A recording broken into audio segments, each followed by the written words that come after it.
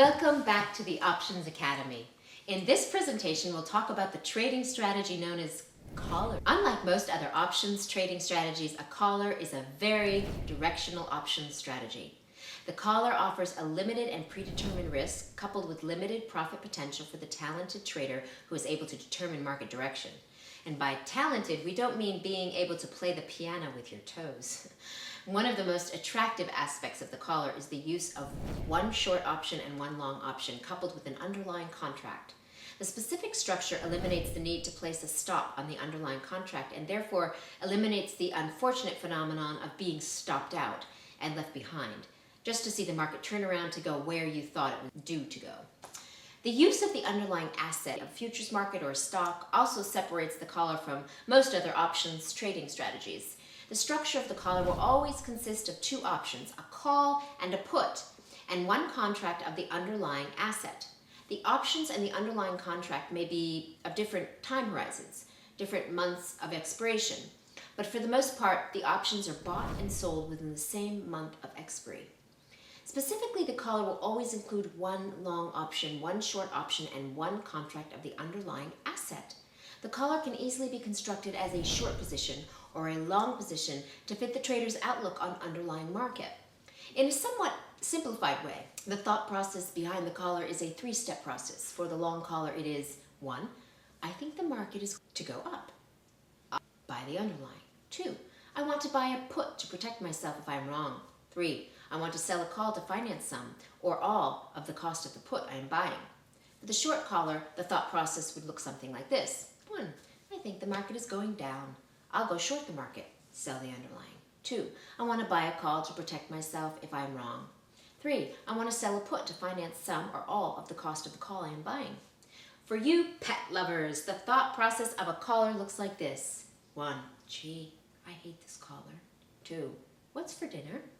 There are several types of collars. The differentiating aspect between them is where the two options are bought and sold relative to the market level.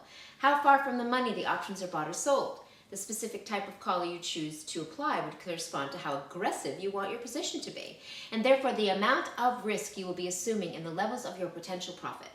Let's take a closer look and see in detail how to construct different types of collars. For this presentation, we will focus on the long collar. Constructing a short collar simply mirrors the long one, so we'll skip that for now. The long collar, as its name suggests, is constructed to take advantage of an expected bullish move.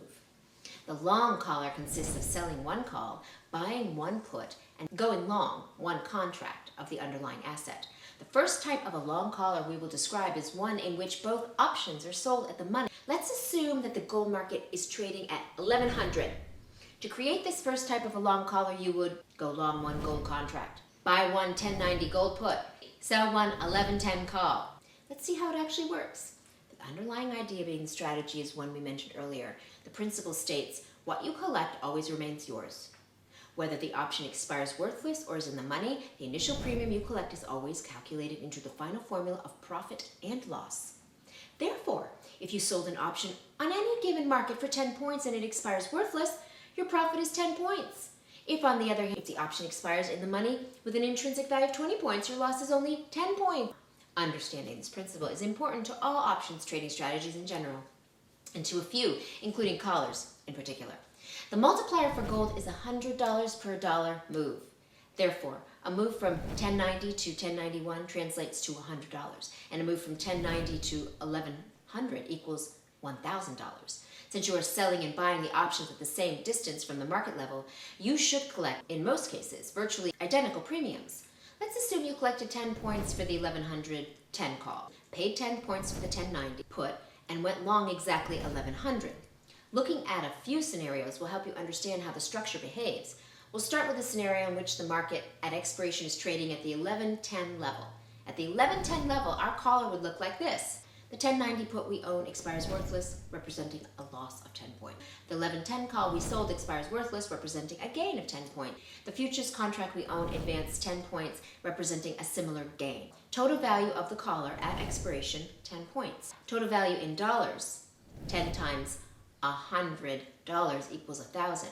Well, since the put option and the call option both expired worthless, we have neither gain nor loss in the option segment of the collar.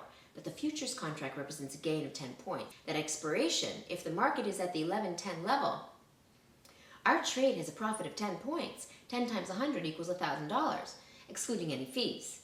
In any case, your futures contract is like the hero of a movie, with its 10-point profit. The put and call options are sidekicks that cancel each other out and don't get the girl. Now, we'll move to another scenario, in which at expiration the market is hovering at the 1150 level. At the 1150 level, our collar would look like this. 1. The 1090 put we own expires worthless, representing a loss of 10 points. 2. The 1110 call we sold expires with an intrinsic value of 40 points, representing a loss of 30 points. Remember, the 10 points you collected always remain yours. 3. The futures contract we own advanced 50 points, representing a similar gain. 4. Total value of the collar at expiration, 10 points. 50 minus 10 minus 30 equals 10. 5. Total value in dollars. 10 times $100 equals $1,000. We can see that while we have a loss of 40 points, a 10-point loss on the put, and a 30-point loss on the call, we still have a gain of 50 points on the futures contract, which brings the total profit on the trade to 10 points, excluding any fees. Magically or mathematically, this specific trade will result in the same outcome at any point at all, from 1110 and above, no matter where the market trades at expiration. Any point above 1110 would yield a similar profit. Variety may be the spice of life, but in this case, we think it's better to be bored with profits rather than excited by losses. Now that we've examined the profit potential, let's take a look at the risk profile of this specific trade. We'll look at two scenarios in which the market turns bearish. In our first bearish scenario, let's use the mirror image of our first example and see how the trade would fare if at expiration the market is trading at the 1090 level. At the 1090 level, our collar would look like this. The 1110 call we sold expires worthless, representing a gain of 10 points. The 1090 put we bought expires worthless, representing a loss of 10 points. The futures contract we own declined 10 points, representing a similar loss. Total value of the collar at expiration, minus 10 points. Total loss in dollars, 10 times $100 equals $1,000, excluding fees. Here too, since the put option and the call option both expired worthless, we have neither gain nor loss in the options segment of the collar.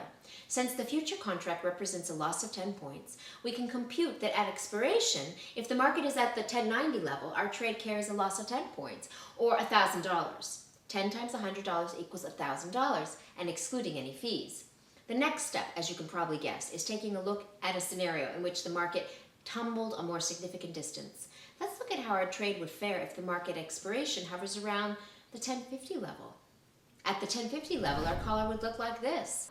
The 1110 call we sold expires worthless, representing a gain of 10 points. The 1090 put we own expires with an intrinsic value of 40 points, representing a gain of 30 points. We paid 10 points for it. Therefore, a value of 40 points represents a gain of only 30 points. The futures contract we bought declined a hefty 50 points, representing a similar loss. Total value of the collar at expiration, minus 10 points. Minus 50 plus 30 plus 10 equals minus 10. Total loss in dollars, 10 times $100 equals $1,000, excluding fees. As you can see, the total loss on this specific trade is 10 points, no matter how strongly the market declines. We can therefore sum up this section with the following statement. The collar is a strategy that offers limited predetermined profit potential and a limited predetermined risk profile. In the specific trade we viewed, the profit potential peaks at 10 points, excluding any fees, from the 1110 level and up, and the risk of loss peaks at 10 points at the 1090 level. Any strike prices above or below those markets, any at all, would always yield an identical result.